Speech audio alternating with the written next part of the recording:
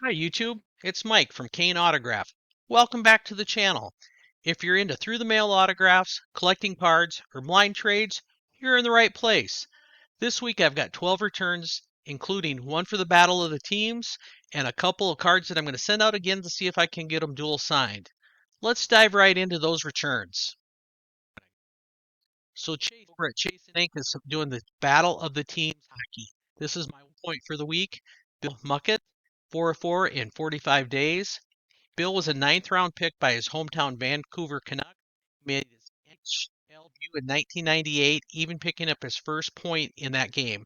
Strong rookie season with 16 goals. Later played for the Islanders, the Senators, and the Minnesota Wild. A 3-3 return in 12 days from Xavier Hernandez. Solid baseball return. Xavier pitched for nearly a decade in the major leagues, suited up for a bunch of different teams, including the Blue Jays, the Astros, the Yankees, the Reds, and the Rangers. He finished his career with 40 wins, 35 saves, almost 600 strikeouts as a big league reliever. Best season came with the Houston Astros in 1992 when he went 9-1 with a 2.11 ERA. For a reliever to put up numbers like that, seriously impressive. One of those dependable bullpen arms that contenders needed in the 90s. Next up is Jerry Brown, and this is a name a lot of baseball fans from the late 80s and early 90s will recognize. A 3-3 in 12 days. Brown played 10 seasons in the major leagues with the Rangers, the Indians, the A's, and the Marlins. Switch hitting second baseman, known for being a solid contact hitter, dependable middle infielder. His best year came in 1989 with the Cleveland Indians when he hit 299 with 31 doubles, 14 stolen bases. It's really an underrated season. He ended up finishing his career with a .271 batting average over nearly a decade in baseball. Gene Lamont is one of those baseball guys who's been everywhere. He's been a player, a manager, a coach, a mentor. If you watch baseball over the last 40 years, pretty good chance his career crossed paths with some of your favorite teams and players. He homered in his very first major league at bat. Larry LeGros was a good signer. I'll send that off to him. And then Andy Van Slyke, if you send him $5, he'll put some ink on that card. So I'm going to see if I can get these dual signed. I think this is my favorite return of the week. Sparky Lyle, 3-3 in 14 days. He does charge $15 per. Sparky's one of the great relief pitchers of the 70s, original bullpen stars before closers became what they are today. He played for the Red Sox, the Yankees, the Rangers, the Phillies, the White Sox. Most of us fans remember him from his time with the Yankees in late 70s. In 1977, he won the Cy Young Award as a relief pitcher after going 13-5 with 26 saves and a 2.17 ERA. The thing I loved about Sparky is he wasn't one of those guys who came in and faced one batter or one inning. He came in and pitched multiple innings to win that Cy Young that year. My longest return is 417 days from Burgess Owens, 3-3.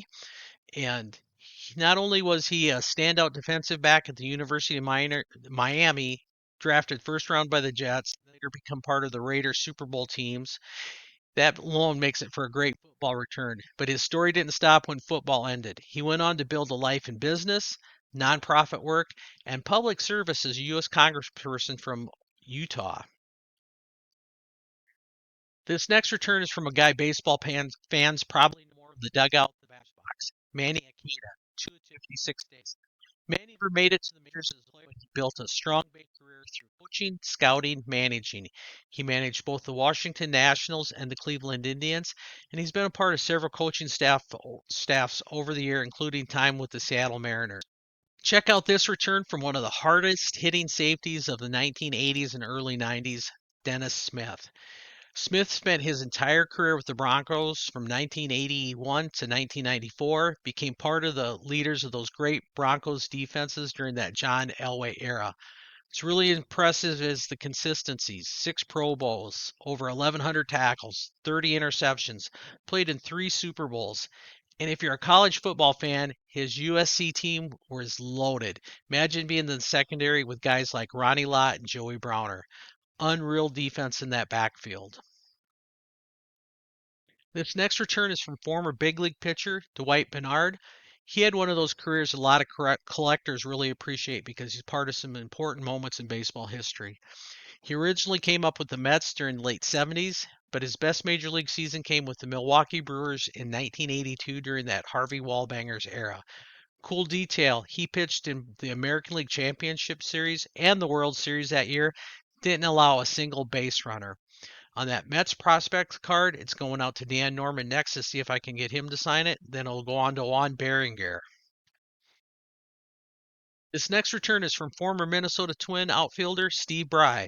Bry spent most of his career with the Minnesota Twins during the 1970s, became the team's starting center fielder in 1974. That was his best year of his career offensively. He even led the Twins in doubles. On that 72 rookie star card, Bob Gepcard will sign. I think I'm just going to keep this one though. It's a really mint looking card. And on the other one, Cotton Nash has passed away, so that card is done. This next return is from former big league reliever Jim Aker. He had a long career during the 80s and 90s, spending time with the Blue Jays, the Braves, the Mariners. Probably best remembered for those times with those Blue Jays teams that were starting to become contenders in American League East. One thing I found interesting is he was a first round draft pick by the Braves, but then he got selected by Toronto in the Rule 5 draft, really carved out a role there. He ended up pitching almost 500 major league games, which is pretty impressive for any reliever because that means managers trust you year after year to get important outs. If you're a Blue Jays fan, his timing was pretty good too. He was part of that division winning team in 1985, 1980, 89, and 1991 during the build up to those early 90 championship years. Pretty wild stat looking him up. More than 900 innings pitched, only made 2 errors as a pitcher. Next, a 2 of 1, 14 days from Ken Aspromonte. So I sent Ken that older classic card that I found at a card show, and he threw in a picture. So that's always nice when the players send more than you send them. He's always a great sign. Treats TTM fans fantastic. So does his brother Bob. He had a baseball journey that covered a little bit of everything. He played parts in 7 seasons in the majors with the Red Sox and Senators, Indians, Angels, Braves, Cubs. Best season came in 1960 with the Cleveland when he hit 290 and 10 home runs. He also was part of baseball history with the Los Angeles Angels starting second baseman or the franchise very first American League game in 1961. Career didn't end there. He went to play 3 seasons in Japan, then returned to the Indians organization as a manager. So cool to get that return back. That's it for my returns this week. Tell me what one was your favorite. If you haven't done, hit that like button and subscribe so you don't miss the next video. If you're interested in doing a blind trade, just send a few cards, tell me what player or team you're looking for, and I'll do my best to hook you up. Please send a self-addressed envelope. Don't worry about the stamp. I'll take care of that. Thanks for watching.